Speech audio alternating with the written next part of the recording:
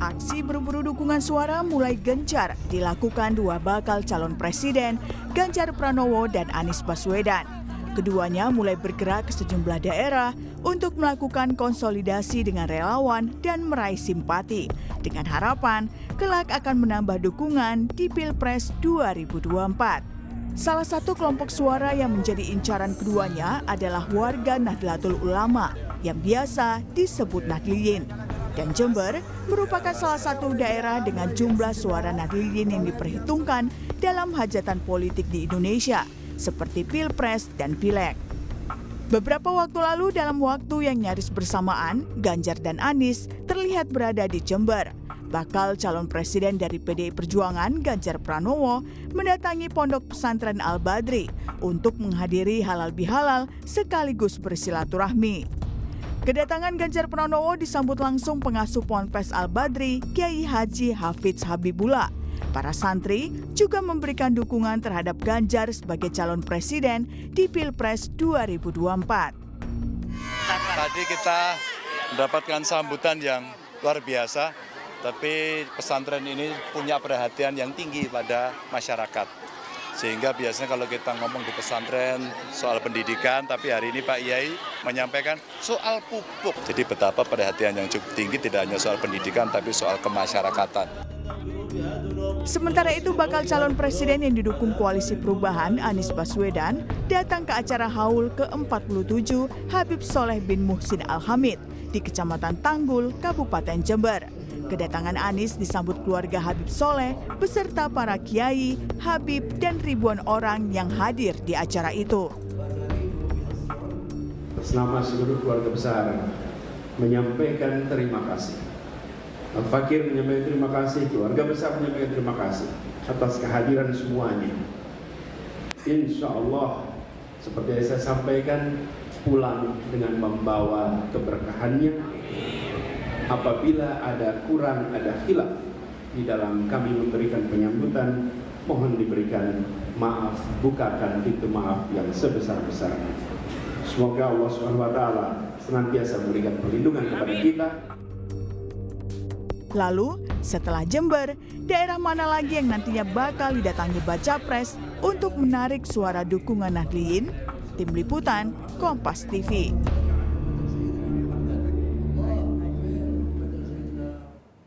Aksi berburu dukungan suara mulai gencar dilakukan dua bakal calon presiden Ganjar Pranowo dan Anies Baswedan. Salah satu kelompok suara yang menjadi incaran keduanya adalah warga Nahdlatul Ulama yang biasa disebut sebagai Nahdliyin.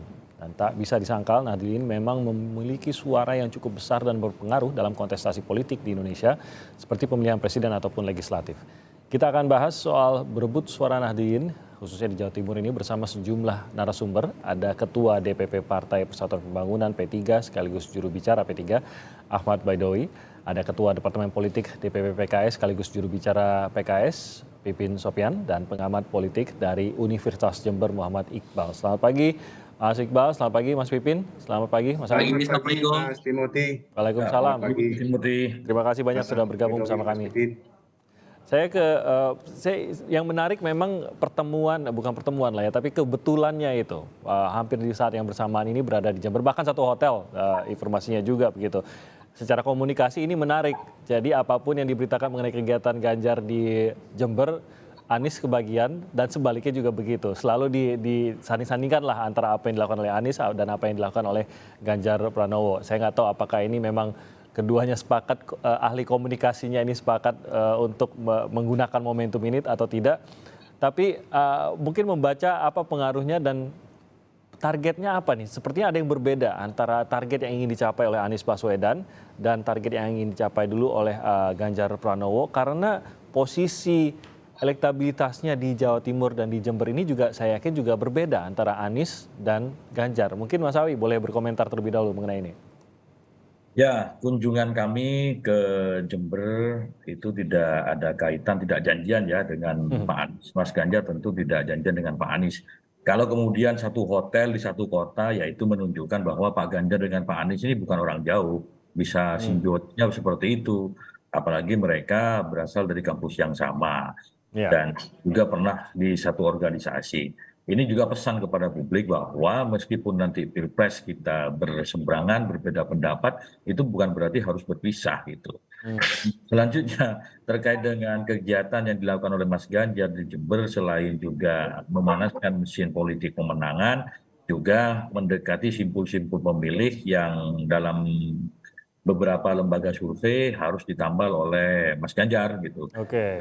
Mas Ganjar tuh bagi kalangan Nahdien bukan orang jauh, Ya. beliau orang dekat, dari lingkungan keluarganya juga mertuanya adalah ketua PCNU Ya. di ketua Partai NU dulu di Purbalingga, kemudian menjadi ketua P3 ketika fusi di tahun 1973. Jadi mertuanya itu masih lingkungan pondok pesantren dan bukan sesuatu yang harus bukan sesuatu yang asing bagi Mas Ganjar terhadap lingkungan pondok pesantren gitu. Termasuk juga di kalangan Nahdien gitu. Oke, saya mau tahu dari Mas Pipin sendiri, angle-nya bagaimana kedatangan Anies ini?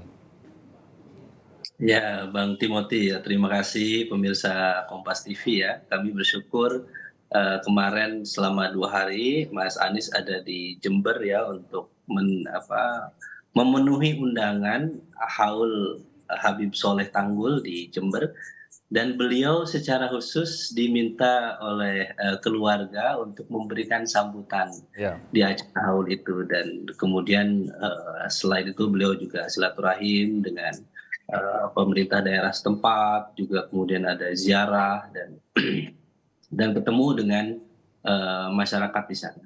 Jadi poinnya memang ini lanjutan dari perjalanan tirakat yang dilakukan oleh Mas Anies kemarin kurang lebih 1 bulan, terutama di bulan Ramadan.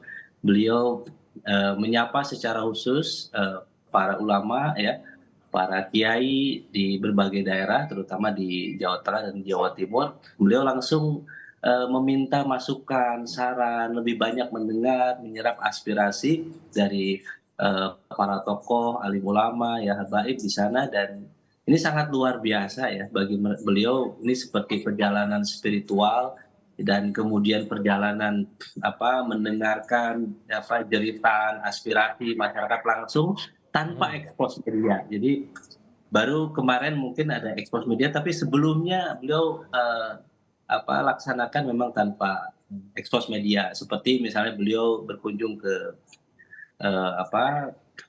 beberapa ulama ya, yang Gus Baha misalnya, beliau diterima 2,5 jam, kemudian diterima oleh keluarganya sangat welcome. Jadi ini cara Pak Anies ya untuk memperlakukan para kiai, para alim ulama di sana, tidak untuk kepentingan sekedar politik, tetapi betul-betul mendengarkan aspirasinya para kiai itu, ajaran itu, dan kemudian luar biasa respon mereka itu. Pak, ada yang langsung nggak apa-apa, nanti kunjungan selanjutnya di ekspos media juga nggak apa-apa.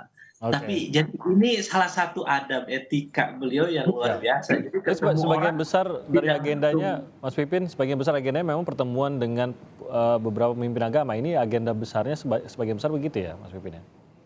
Ya, sebetulnya kemarin karena di bulan Ramadan, Bang Timothy ya. Jadi kemarin halal lah gitu ya. Kira kemudian di halal bihalal. Jadi ini memang karena di bulan Ramadan itu ya kita memang lebih banyak tadi bagaimana orang lebih dekat ya, ingin silaturahim, kemudian kita memastikan. Jadi efeknya luar biasa Bang Timothy ya. Bagaimana kemarin beliau di pidato itu lebih powerful kalau kita lihat ya. Beliau menyampaikan gagasannya, menyampaikan aspirasi bagaimana tentang beliau penolakan terhadap subsidi mobil listrik dan sebagainya. Itu adalah aspirasi dari para kiai, para alim ulama. Ini di haul ya disampaikannya ya.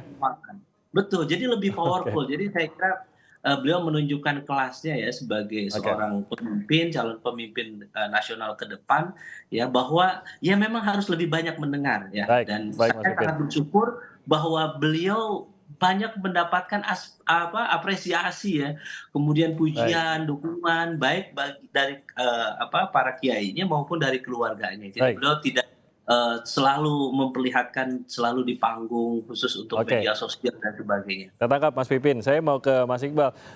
Anda sendiri membaca paling tidak dari agendanya, dari apa yang dilakukan. Ini ada yang banyak hal yang berbeda sebenarnya. Kesamaannya bareng-bareng di Jember, satu hotel dan lain-lain, menunjukkan kebersamaan antara keduanya. Tapi di sisi lain gayanya nih beda nih. Siapa yang ditemuin, ini juga banyak yang berbeda.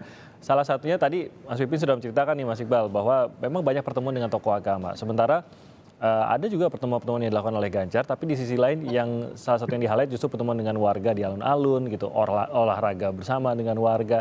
Anda sendiri membacanya seperti apa, Mas Iqbal? Terutama seperti saya katakan tadi, jangan-jangan yang diincar nih sebenarnya berbeda. Berbedakah atau sama nih dengan gaya yang berbeda seperti ini?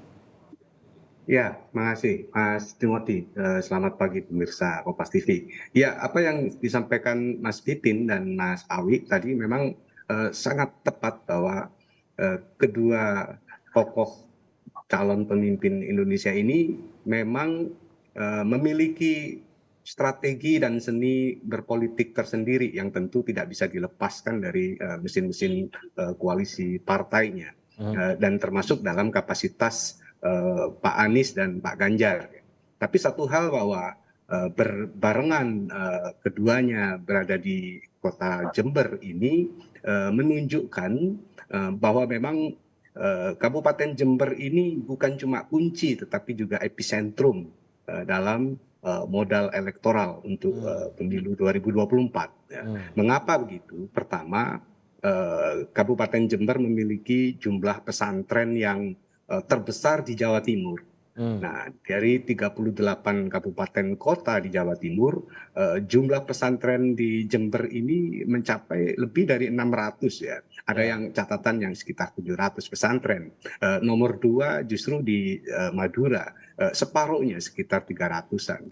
Nah, di antara pesantren-pesantren yang banyak di Jember ini, memang magnet daya pikatnya itu sangat luar biasa, bukan cuma untuk kaum Nahdien di Jember dan Jawa Timur, tapi seluruh Indonesia.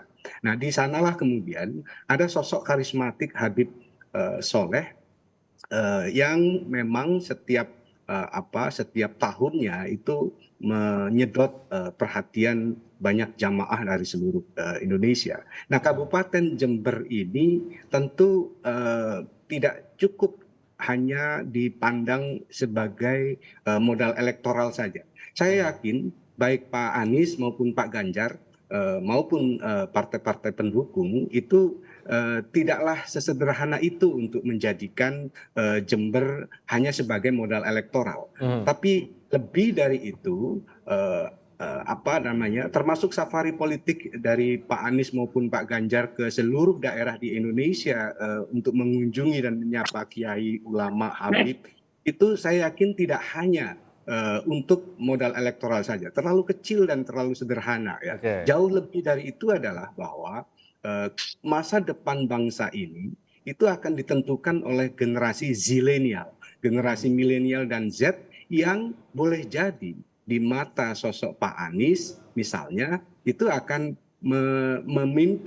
memegang tongkat estafet kepemimpinan ke depan, yang ketika kita tengok dari soal adab, perilaku, etika, dan budaya, bagaimana jika tidak mampu terselamatkan untuk membawa bangsa ini menjadi jauh lebih besar. Nah, maka itu kiai, ulama, habib yang dikunjungi itu tentu juga tidak memandang bahwa kunjungan dari para bakal calon presiden ini sebatas untuk modal elektoral, tapi untuk menjamin bagaimana amanah maupun kemampuannya untuk ikut serta memperbaiki masa depan dan menyiapkan generasi. Saya kira Jember menjadi epicentrum untuk hal di sana. Berarti Mas Iqbal bisa dikatakan apa yang dilakukan di Jember, siapa yang didatangi, apa yang disampaikan, bagaimana citra yang dibangun bersama para kiai, ulama, dan habib, khususnya di Jember ini, efek mungkin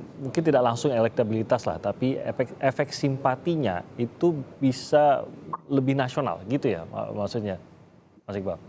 Hampir pasti iya. Kenapa? Karena memang epicentrum para kiai, habib dan ulama di Jember ini sudah ditunjukkan dan dibuktikan ketokohannya bukan hanya sejak pemilu-pemilu pasca reformasi, tapi jauh sebelum itu. Dan kita mengenal bahwa bagaimana sosok karismatik Gus Aap ya, yang sekarang menjadi ketua lembaga dakwah PBNU, dan bagaimana sosok tokoh-tokoh Kiai Haji Muhyiddin Abdul Somad maupun tokoh-tokoh yang memang mampu membawa serta kedamaian di masyarakat Jember. Dan satu hal yang pasti, Ketua PBNU Kiai Gus Yahya sudah membangun rumah sakit NU, lalu mendirikan BUMNU yang tidak lepas pula dari pengaruh bagaimana Bupati Jember untuk memudahkan memberikan proses izin itu. Dan tentu tokoh-tokoh ini yang kita kenal dalam pemilu pilkada kemarin itu, Jember ini unik. Hanya satu-satunya barangkali di satu kota ada dua kepengurusan pengurus cabang, satu PCNU Kencong, satu PCNU Jember. Nah, keduanya ini yang menarik, mungkin masyarakat Indonesia ingat bahwa baru di pilkada kemarin ketika Bupati Hendy berhasil memimpin menjadi bupati, baru di pilkada kemarin itu kedua pengurus cabang ini solid. Sebelumnya punya dukungan masing-masing ya. Nah, artinya apa? Epicentrum inilah yang diharapkan bahwa ulama, kiai, habib itu tokoh-tokoh agama ini bisa membawa di Pilpres 2024 nanti kontestasinya berlangsung secara jujur, adil, dan berlangsung secara berkeadilan, berkeadaban. Itu yang diharapkan. Dan tentu kita tidak akan berharap ada semacam, saya mendengar bahwa misalnya seolah-olah dianalogikan kunjungan safari politik ini seperti lagunya Ariel Noah misalnya, menghapus jejakmu gitu. Jadi kemana kemudian Pak Anies melangkah di seluruh daerah, kemudian disusul pula untuk saya kira itu terlalu kecil dan terlalu naif. Yang justru dipentingkan adalah baik Pak Anies maupun Pak Ganjar, bahkan Pak Prabowo Subianto, tiga capres ini pasti akan berlomba-lomba untuk menarik simpati baik dari bupati maupun dari para habib ulama kiai di Jember. Target tampaknya memang suara Nahdliyin ya. Kita bisa bahas panjang mengenai bagaimana pengaruh suara Nahdliyin ini dalam pemilihan nanti begitu. Dan tampaknya tidak akan ada bakal calon presiden di Indonesia setidaknya sampai lama lagi ke depan yang tidak mempertimbangkan suara Nahdliyin. Nah, ini PR-nya berbeda nih antara Anies Baswedan dan Ganjar Pranowo. Anies kita tahu bahwa masih memiliki PR lah khususnya untuk Jatim gitu Mas Pipin. Untuk mencoba membalap suara Prabowo dan suara Ganjar. Saya mau tahu dulu dari Mas Pipin, apa strateginya untuk Anies Baswedan untuk bisa meyakinkan khususnya kelompok Nahdliyin di Jawa Timur untuk memilih Anies dalam pemilu 2024 nanti? Ya, tidak ada strategi khusus ya yang dilakukan, tetapi yang saat ini kita lihat bagaimana langkah-langkah Mas Anies lebih memanusiawikan ya para alim ulama, tokoh-tokoh ya, para kiai di berbagai kalangan ya, terutama di Jawa Tengah dan di Jawa Timur ya. Dan dari situ mereka memberikan dukungan yang luar biasa ya. Kemarin misalnya tokoh kebangsaan, para alim ulama di Jawa Timur misalnya juga memberikan dukungan yang luar biasa kepada beliau. Jadi bagi kami strategi kampanye terbaik adalah bagaimana bisa mendapatkan memenangkan hati dan pikiran warga Nahdliyin ya, tentu ya, karena ini adalah terbesar di Indonesia. Dan ya kita berusaha untuk menyampaikan bahwa keberhasilan Mas Anies di DKI ya, memperbaiki tata kota, kemudian transportasi, kemudian memberikan keadilan, toleransi bagi semua, itu yang disampaikan. Jadi saya kira kita yakin ya dengan track record Mas Anies ini menjadi magnet. Jadi kehadiran beliau ini luar biasa diterima oleh mereka. Jadi kami sangat bersyukur ya dari perjalanan kemarin, tirakat yang dilakukan oleh beliau dari satu tempat ke tempat yang lain di beberapa kota terutama di Jawa Timur ya, ternyata menghasilkan respon yang positif. Jadi bagi kami Apakah ini berarti kita akan melihat ke depannya ini lebih banyak lagi, lebih sering lagi kunjungan kepada tokoh-tokoh, khususnya tokoh-tokoh agama di Jawa Timur ini yang menjadi ya, strategi yang tadi dikatakan sebenarnya tidak ada strategi khusus? Ya, jadi tetap kepada para tokoh, kepada simpul-simpul ya, dan kita menyampaikan bagaimana ya mereka respon ya selama berkomunikasi dengan para tokoh ini, mereka responnya sangat positif dengan kepemimpinan Mas Anies itu. Jadi mereka melihat indikator-indikator keberhasilan di DKI, mereka ingin itu diterapkan secara nasional. Jadi tidak hanya isu agama yang dibangun, tetapi isu tentang kesejahteraan, kemiskinan, bagaimana pengangguran itu dibahas dan disampaikan ya. Jadi mendengarkan aspirasi dari para alim ulama, tokoh-tokoh itu, dan kemudian dari simpul, dari masyarakat langsung datang ke pasar, ke tempat-tempat itu memang sangat memberikan nuansa yang lebih ya bagi kita, sehingga apa yang kita lakukan saat ini dengan membawa platform perubahan ya, membawa platform change and continuity, mana yang program Pak Anies yang harus Pak Jokowi yang harus kita lanjutkan dan mana yang harus diperbaiki, itu langsung disampaikan. Jadi bukan hanya angka-angka kuantitatif, tetapi ada harapan, ada keluh kesah ya, bagaimana beliau kemarin cerita ya, ketemu dengan masyarakat yang memang sangat kesulitan, misalnya makan saja susah misalnya. Nah dari situlah beliau muncul bahwa ini masalah keadilan yang harus kita bangun. Bagaimana kebijakan ini harus lebih baik ke depan.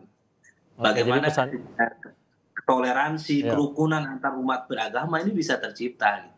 Dan saya setuju dengan Pak Iqbal ya, bahwa kemarin di satu tempat kita bisa saling menghargai meskipun berbeda ya, tetapi bisa rukun gitu, tidak ada satu saling menjegal satu dengan yang lain. Ini satu praktek politik yang luar biasa. Saya kira kalau ini terjadi tidak seperti dulu 2019. Misalnya ada gerakan 2019 ganti presiden, ada yang mempersekusi, kemudian ada yang menghadang dan sebagainya. Tetapi dengan cara seperti ini sangat indah. Ini politik yang harmonis, yang membahagiakan bagi kita semua.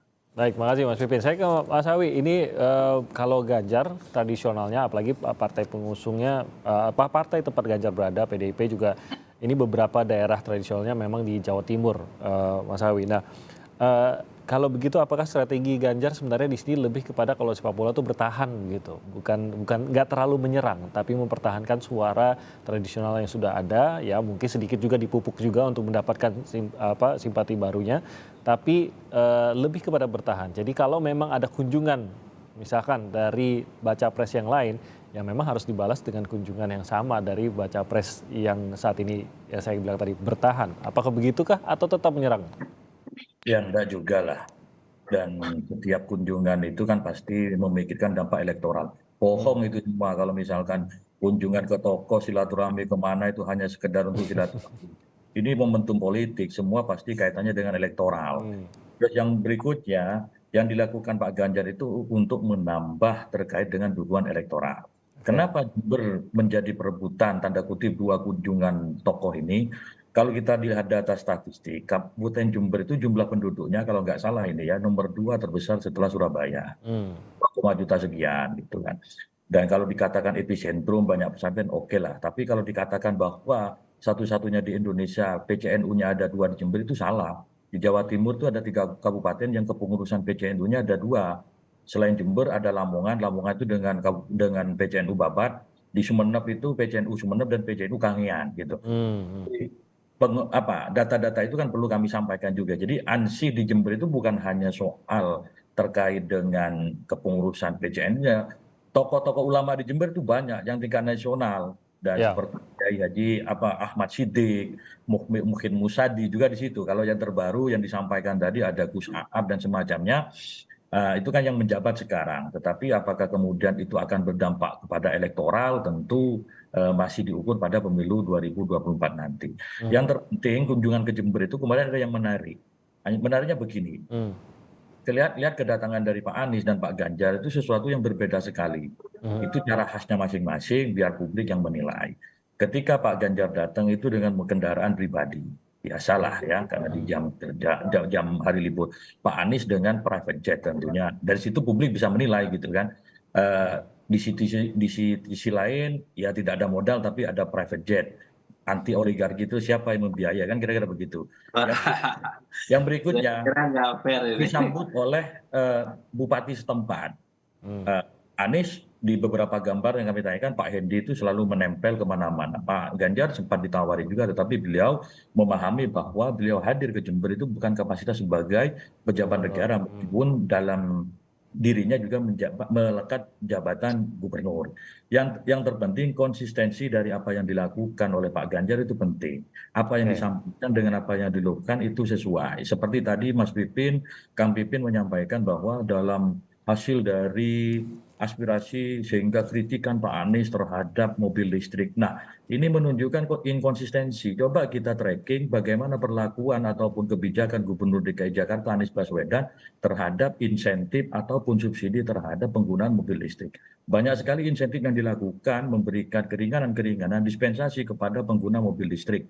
Tetapi ketika beliau tidak menjabat gubernur, terus berbicara berbeda, ya itu bagian dari strategi politik. Kalau dibilang tidak ada strategi khusus, ya enggak juga gitu. Nyatanya jelas-jelas berbeda gitu.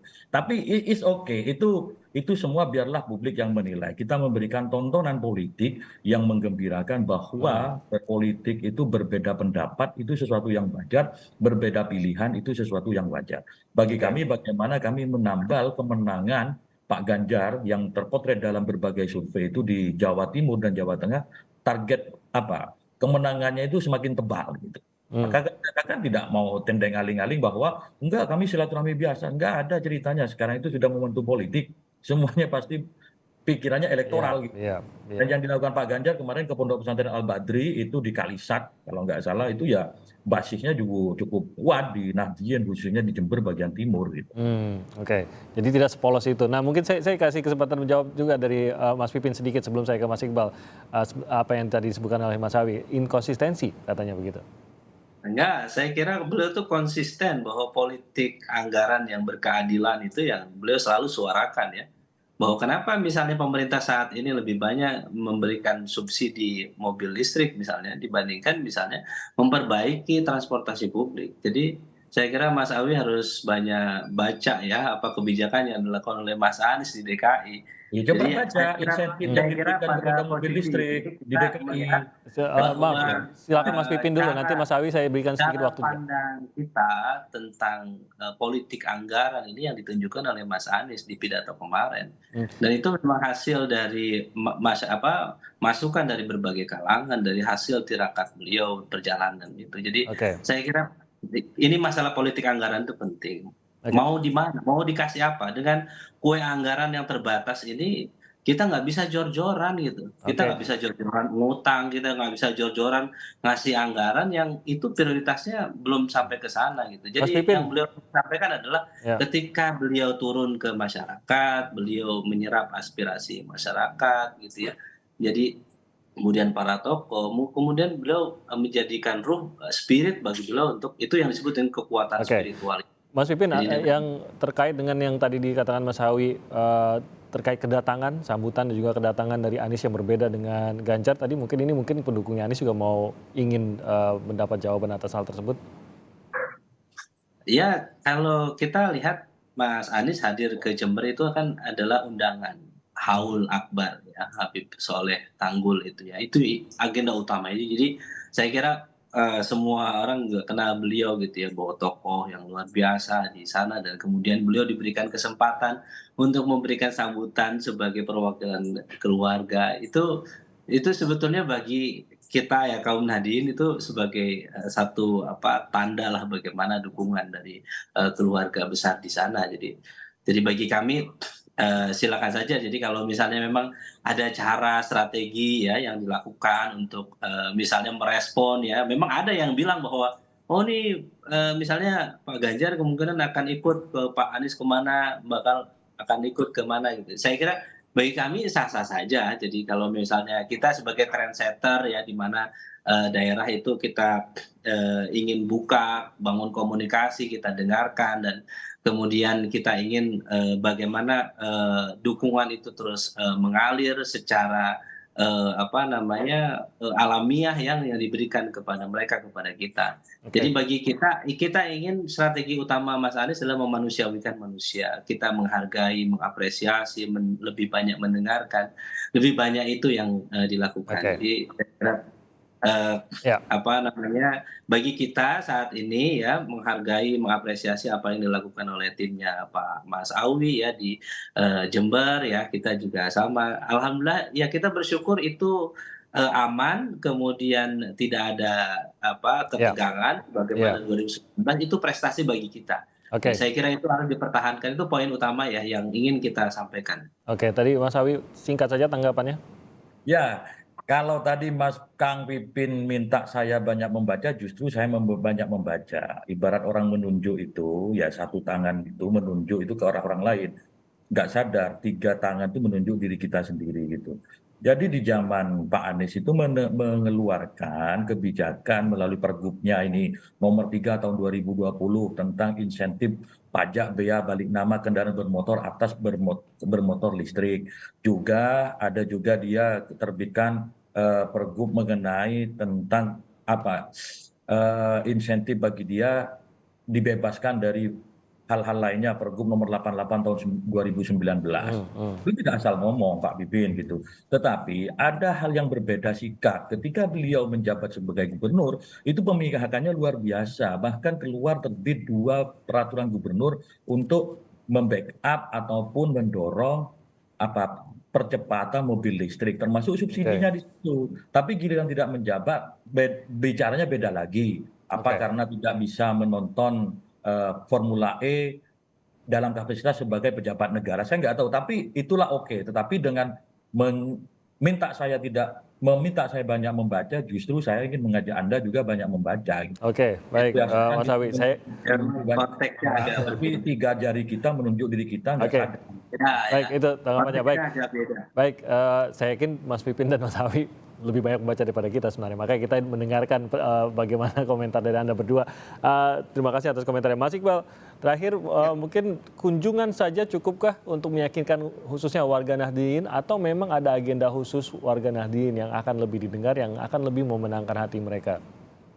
Ya, Mas Timothy, sebelum ke sana, saya yakin bahwa percakapan kita ini sebetulnya sebuah contoh ya bagaimana Mas Pipin, Mas Awi memunculkan berbagai macam sudut pandang, data, dan bacaan serta semangatnya. Dan inilah menunjukkan sebuah harapan yang lebih besar lagi untuk ke depan, bahwa memang yang dibutuhkan adalah keakraban antar kita semua. Nah, justru percakapan yang sangat akrab ini menunjukkan bahwa inilah yang harus direpresentasikan oleh mesin-mesin partai politik, tim sukses, dan tim relawan. Itu saya kira tentu akan, kalaupun berbeda ya, karena memang ada perbedaan bacaan, perbedaan data dan segalanya. Nah, satu hal. Terus menjawab yang tadi Mas Timothy, bahwa ya betul bahwa apa yang tadi disampaikan Mas Pipin, Mas Awi, bahwa kunjungan Pak Anies dan Pak Ganjar ini memang semata-mata untuk modal elektoral, pasti memang secara hitung-hitungan harfiah politiknya. Tapi jauh lebih dari itu, ada memang mandat yang luar biasa untuk membawa ke depan bangsa ini harus betul-betul berubah ya. Itu dan tentu apa yang tadi Mas Awi singgung, bahwa sambutan Bupati Jember yang terkesan kemudian berbeda. Saya mendengar informasi memang justru sebetulnya tidak hanya untuk Pak Anies ya, bahwa Bupati menyiapkan segala sesuatunya untuk di Pendopo, yang itu memang atas permintaan dari partai Pak Ganjar ya, dan itu kemudian berubah untuk kemudian yang tentu sudah diagendakan jauh-jauh hari sebelumnya untuk menyapa warga Jember di acara Car Free Day itu. Dan tentu hal-hal yang seperti ini memang justru menjadi catatan yang sangat penting untuk kedepannya, bahwa perbedaan gaya dan kampanye serta strategi kampanye itu tentu akan membuat pesta demokrasi ini bisa berujung dua ya, bisa berujung apakah ini sebuah perayaan kebahagiaan atau perayaan kecemasan. Dan tentu kita sebagai masyarakat tentu berharap pesta demokrasi ini berujung pada kebahagiaan. Dan maka dari itu masing-masing partai itu harus menjaga supaya hal-hal yang seperti ini tidak terjadi. Termasuk pula setiap kepala daerah tentu punya kebijakan, punya cara tersendiri untuk juga sama-sama menjadi tanggung jawab bersama untuk ke depan semua yang diharapkan oleh para capres ini tentu akan bisa dirasakan dalam proses pemilu ke depan nanti. Dan tadi kalau kekuatan Jember ini sangat diperhitungkan, memang sangat diperhitungkan memang karena secara kultural dan secara struktural itu sudah ada perawatan yang luar biasa. Di Jember itu tentu kita menanti ya kunjungan Pak Prabowo ya, di mana ada Partai Gerindra yang kita kenal. Ada juga orang-orang yang luar biasa, yang militansinya luar biasa. Kaum Nahdiyin juga cukup banyak menjalin harmoni dengan Pak Prabowo. Tentu ketiga capres ini saya yakin akan menapak kaki lagi di Kabupaten Jember dan tentunya di Tapal Kuda. Dan ini masih sangat panjang langkahnya. Kalau kemudian baik partai maupun relawan dan tim sukses serta kepala daerah tidak kemudian sama-sama dalam satu frekuensi, satu harmoni untuk ayo jangan sampai ada polarisasi, jangan sampai ada keterbelahan, jangan hilangkan keakraban antar warga. Bagaimanapun ulama, kiai, habib ini tentu sudah lama untuk merindukan Indonesia Raya, Indonesia yang berkemajuan, Indonesia yang berkeadaban, Indonesia yang berkeadilan. Dan ini tentu baik dari PDIP, baik dari Pak Prabowo, baik dari Pak Anies, baik dari Pak Ganjar, itu sama-sama punya misi yang sama untuk meneruskan dan melanjutkan apa pesan-pesan dari para kiai, ulama, habib, dan tentu apa yang tadi Mas Pipin sampaikan, pesan-pesan dari anak cucu Habib Soleh Tanggul yang punya karomah, yang doanya mabrur, doanya makbul, lalu kedermawanannya masyhur katanya, itu tentu tidak bisa dianggap sebagai satu hal yang sederhana bahwa epicentrum karisma itu akan terus membawa bagaimana bangsa ini yang tentu Pak Prabowo, Pak Ganjar, Pak Anies tentu akan